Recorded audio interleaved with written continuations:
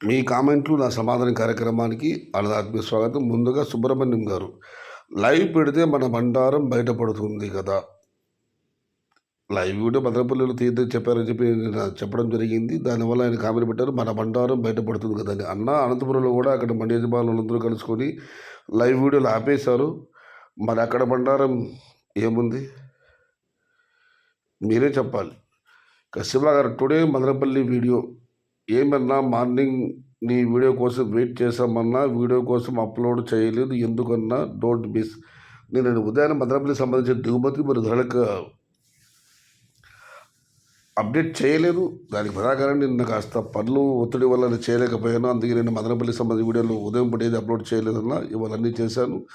ఇక మనం మరొక పరిశీలిస్తే కృష్ణముద్రరాజు గారు, అన్నా శంషాబాద్లో గోలీ 100 200, మా టమాటా 200 400 అన్నా, నీ నెంబర్ లేదన్నా నా దగ్గర. ముదిరాజు గారు, నా నెంబర్ మీకు కామెంట్ బాక్స్లో పెట్టాను, చూడండి, నెంబర్ ఫీడ్ చేసుకోండి. శంషాబాద్లో గోలికాయలు 100 నుంచి 200, మామూలు టమాటా 200 నుంచి 400. మనకాయలు కూడా పెడుతున్న అక్కడికి క్వాలిటీ మనకు బాగున్నాయి. 450 500 ఇలా ధరలు పెడుతున్న క్వాలిటీ ఉన్న కాయలు మాత్రం, క్వాలిటీ లేనివి ఆయన చెప్పినట్లుగా 300 350 రూపాయలు మాత్రమే. Heavy temperature in Challakere area, medium plantation in our area, your programme is good brother, God bless you. చల్లకేరి ఏరియాలో భారీ ఉష్ణోగ్రతలు ఉన్నాయి, మీ ప్లాంటేషన్ కూడా మీడియంగా ఉందని కామెంట్ పెట్టారు. అయితే అన్న ఇవాళ సాయంత్రం అన్ని చోట్ల వర్షాలు పడ్డాయి. మరి మీ ఏరియాలో వర్షం పడింది మీరు కామెంటబుల్ తెలియజేయలేదు. ఇవాళ అయితే చాలా చోట్ల వర్షాలు పడ్డాయి. ఇన్నాళ్ళకు చూసిన శుభతరుణం ఇవాళ వచ్చింది. చాలా చోట్ల వర్షాలు పడ్డాయి ఇవాళ. బెల్లం వల్ల ఏమైనా యూజ్ ఉన్నాయా? అభిరామ్ గారు, తాటి బెల్లం, ఈత బెల్లం ఇవి ఆరోగ్యానికి మంచిది. ఇక మనం మరొకటి పరిశీలిస్తే సుబ్రహ్మణ్య గారు, పాలు రావాలి పాలన మారాలి.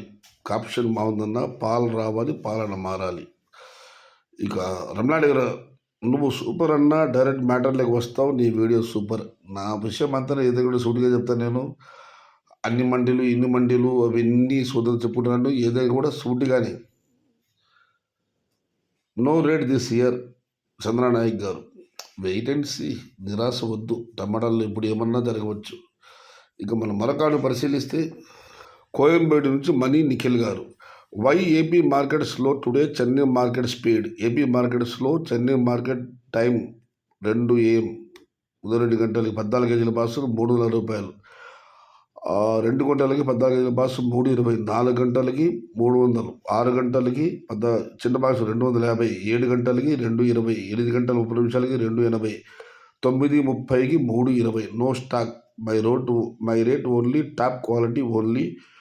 Today retail price 30 rupees Chennai. చిన్న బాసు ధర ఆయన పెట్టింది 300 రూపాయల దగ్గర నుంచి 220 రూపాయల వరకు. గంట అక్కడ ధరలు మారుతూ ఉన్నాయి. మరి ట్రాన్స్పోర్ట్ ఛార్జెస్ అన్నీ ఉన్నాయి కదన్నా, దాన్ని బట్టి అక్కడ అమ్మకాలు ఉంటాయి. ఏదేమన్నా మంచి సమాచారం ఇచ్చారు. నాకు నీ నల్లా తగలు కుట్టిరికంగా రొమ్మ నన్ను మనన్నన్. ఇక మరొకను పరిశీలిస్తే శివకుమార్ గారు, వర్షాలు పడాలి, నీళ్ళతో శాంతించాలి, వర్షాలు ఎప్పుడు పడుతుందో అని ఆందోళన ఉంది. వర్షాలు పడాలని ఆశాభావం వ్యక్తం చేస్తున్నాం. దేవుడా తొందరగా వర్షాలు కురిపించు స్వామి అని కామెంట్ పెట్టారు నిన్న. అన్న ఇవాళ సాయంత్రం వర్షాలు పడ్డాయి. ఇంక మరో 2-3 రోజుల పాటు భారీగా వర్షాలు ఉన్నాయని వాతావరణ శాఖ తెలిపింది. ఇక వర్షాలు కంటిన్యూ అవ్వవచ్చు 2-3 రోజులు. కాస్త ఈ వడగాలు, ఈ ఉష్ణోగ్రత హెవీ టెంపరేచర్ తగ్గవచ్చు. నేతల్ని శాంతిస్తుంది. పంటలు కూడా ఇక బాగా వచ్చే అవకాశం ఉంది. ఇంకా 3 రోజులు వర్షాలు ఉన్నాయన్నారు. చూద్దాం ఏం జరుగుతుందో.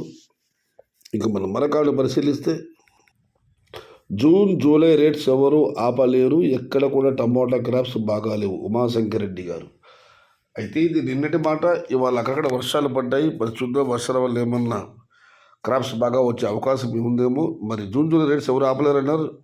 ఎందుకంటే అన్న ఇంకా పూర్తి స్థాయిలో ఎగుమతులు ఎక్కడ పుంజుకోలేదు ఉత్తర భారతానికి. ఎగుమతులు ఉంటే మీరు అన్నట్టుగా రేట్స్ బాగా అవకాశమే అధికంగా ఉంది. మే 15 ఫస్ట్ కటింగ్ ధర ఉంటుందా అన్న రాజేంద్ర గారు, మే 15, ఇవాళ మే 5వ తేదీ. చూడాలన్నా ఇప్పుడైతే ఎక్కడ ఎక్స్పోర్ట్ లేదు అన్న. 1000 రూపీస్ మంత్, ఈ మంత్ 16కి అమ్ముతుంది, సూపర్ అన్న. 1000 రూపాయలు ఈ నెల 16వ తేదీ అమ్ముతుంది కామెంట్ పెట్టారు. మరి చిన్నదా పెద్దదా చెప్పలేదు. ఏదేమైనా ఆ తదాస్తు అనాలి. ఆయన అన్నట్టుగానే 1000 రూపాయల టమాటాలు అమ్మాలి. ఇక మనం మరొక పరిశీలిస్తే ఎలక్షన్ గోల తప్పితే టమాటా రేట్లు పెరుగుతాయేమో. జూన్ వరకు ఇది ఏమైనా రేట్లు ఉంటాయేమో. ఎలక్షన్ వలన వ్యాపారస్తులు కూడా ఇబ్బంది పడుతూ ఉన్నారు.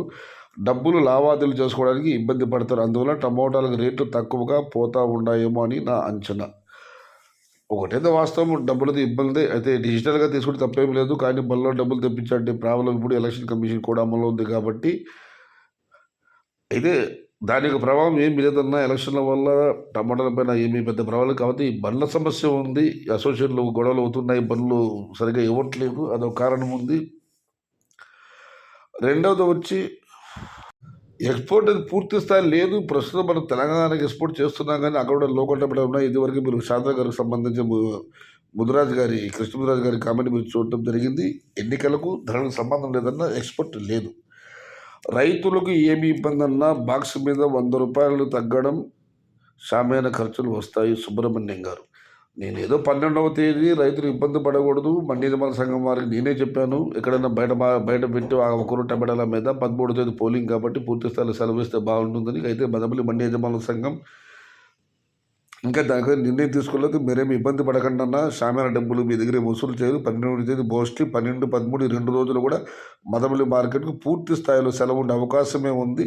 ఏమైనా 12వ తేదీకి సంబంధించిన అప్డేట్ మాత్రం రేపిస్తాను. బట్ 12, 13 ఇప్పటికైతే అధికారికంగా సెలవు ఇచ్చారు. కానీ రైతులు ఇబ్బంది పడకూడదు కదా అని ఒక ఆలోచనతో 12వ తేదీ ఎక్కడన్నా టమాటాలు అమ్మాలని అనుకున్నారు. మీరేమి ఇబ్బంది పడకండి అన్న. 12, 13 సెలవు ఉండే అవకాశం ఎక్కువగా ఉంది. ఇక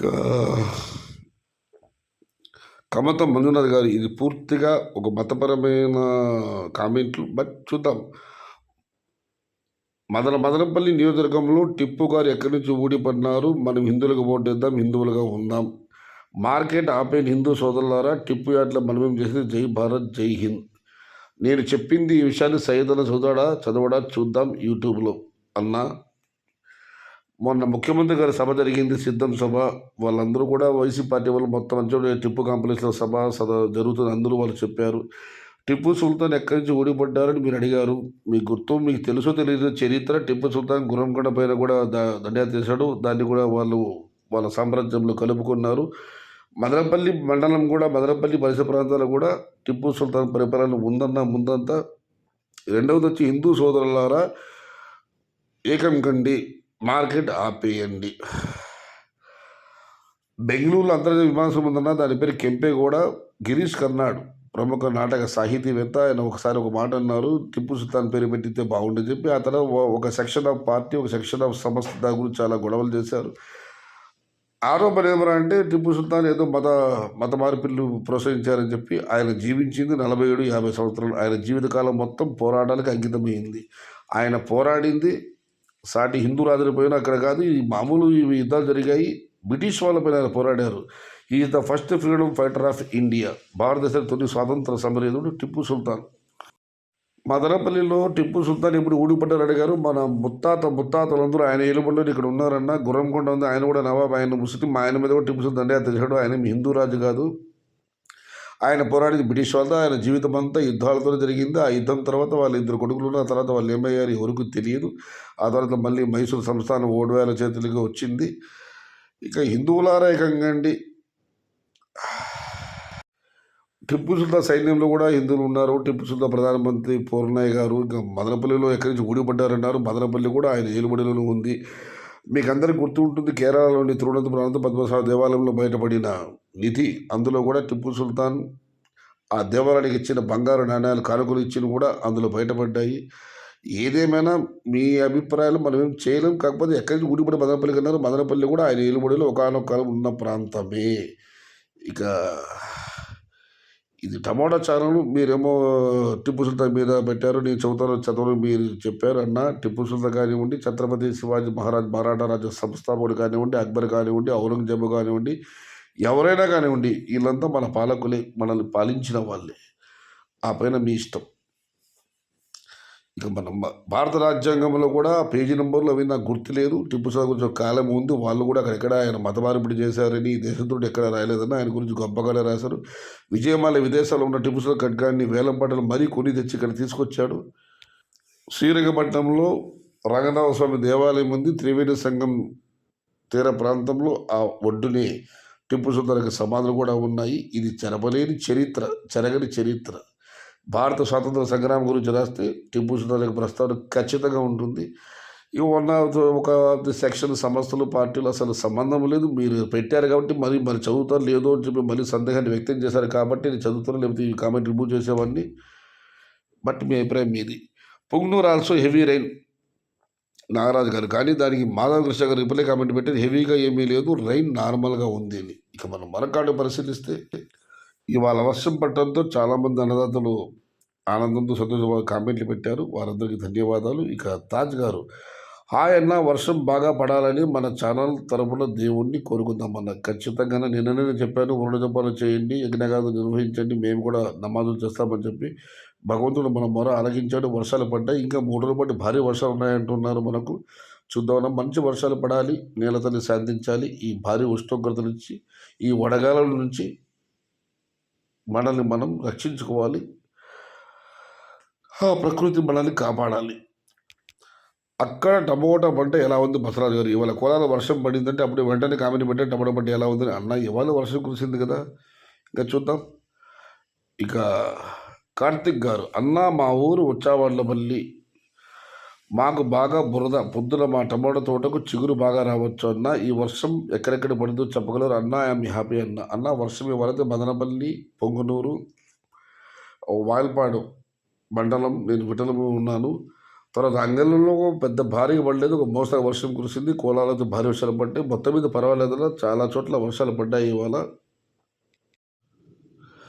ఇది ఈరోజు మీ కామెంట్లో నా సమాధానం. కాకపోతే ఒక చిన్న మనవి, ఈ పార్టీల గురించి, మతాల గురించి, కులాల గురించి దయచేసి కామెంట్లు పెట్టద్దండి.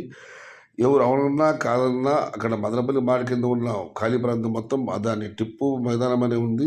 మున్సిపల్ రికార్డులలో కూడా అలాగే ఉంది. మొన్న సిద్ధం సభలకు ముఖ్యమంత్రి గారు వచ్చిన వాళ్ళు కూడా టిప్పు కాంప్లెక్స్ అని వాళ్ళు కూడా ప్రచారం చేశారు.